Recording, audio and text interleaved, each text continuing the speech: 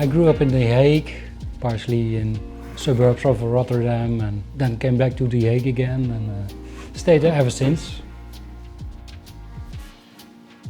Money is never something that came easy at our home. And when I started playing guitar, you think you're gonna make a guitar cheaper than you can buy it.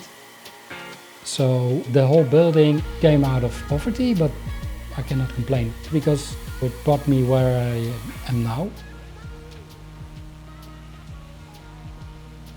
There are no schools where you can learn to build guitar in Holland. So the first thing I did was the closest, and that was furniture making. Then I did some antique repairs. With the antiques you need to recreate something and it must fit with something that's already existing. Tables that were not more complete because they used it for firewood. It's about giving something authentically looking age. If you do your job well, then you see that it's almost the same. I thought, well, I'm going to do antique repairs during the day and then teach myself to build guitars during the night. But that's harder than it looks. We needed money, so I worked at the kitchen and all other kind of small jobs.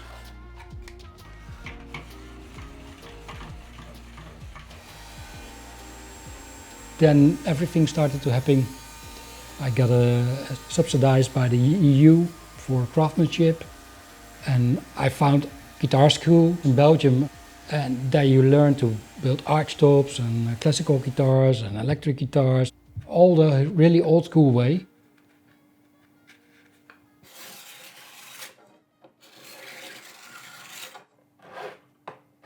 While I'm building at the school in Belgium, I already want to establish my brand name, but my last name is Van Merrienboer, so unless you're interested in 12 strings to get the last name on the headstock, it's not interesting. And probably because I wanted to be an archtop builder, somehow Panucci came in my head.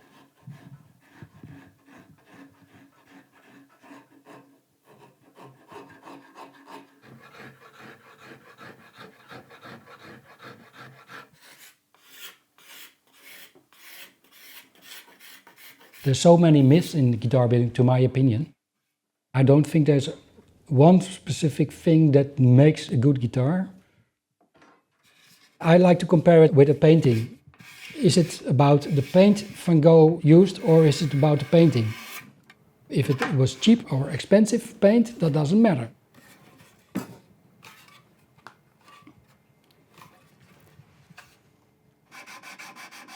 What I think is the magic is I don't strive for perfection.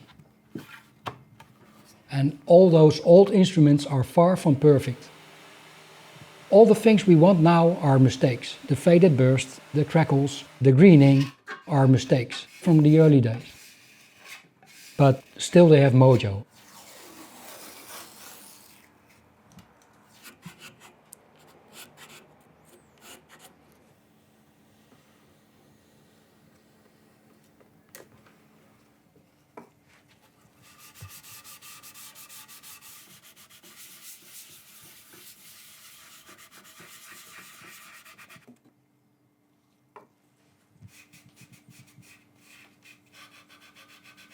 I know how to build a guitar by now. That's basic. And for me, the fun starts with the aging and the relicking. And when you go relic, there's no way back. I love it because I cannot control it. Some things work, some things don't. The cracks, sometimes it goes upwards, some downwards. It follows the tension in the wood.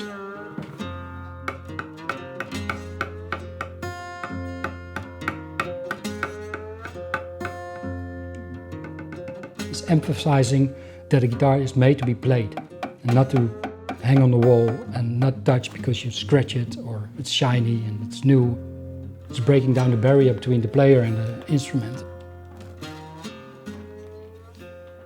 The skills from the antique repairs came in handy, and I approached that the same with my guitars.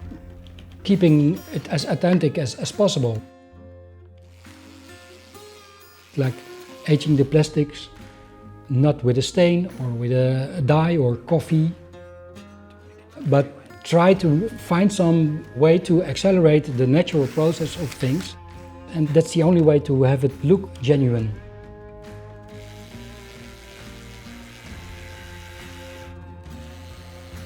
The perfection is in the imperfection.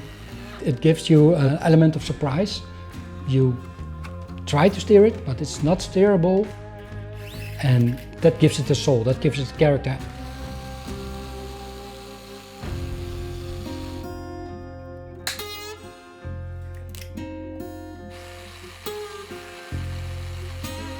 The fact that people react to them and get inspired by them. It's not about me, it's about the person who plays on it. And if I can make somebody happy, then that's my function. Perfection, who needs it?